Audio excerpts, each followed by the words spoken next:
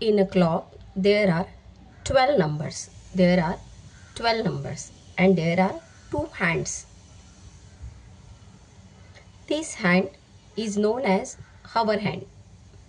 It is short, and this hand is known as minute hand.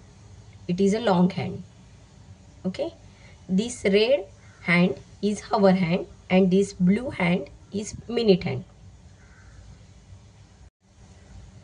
हा जो छोटा आणि लाल रंगाचा काटा आहे त्याला तास काटा असंही म्हणतात आणि हा लांब आणि निळ्या रंगाचा जो काटा दिसत आहे त्याला मिनिट काटा असंही म्हणतात. घड्याळामध्ये एकूण 12 अंक असतात. दिवसाचे 24 तास असले तरीही घड्याळामध्ये आपल्याला हे 12 अंक दिसतात.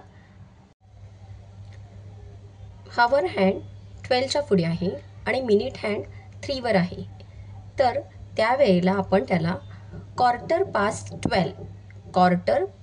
12 असं म्हणतो.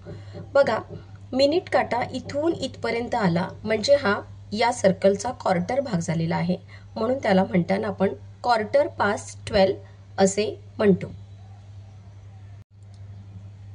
हवर हँड 4 च्या पुढे आणि मिनिट हँड जर 3 वर आहे तर आपण क्वार्टर पास्ट 4 असे म्हणतो.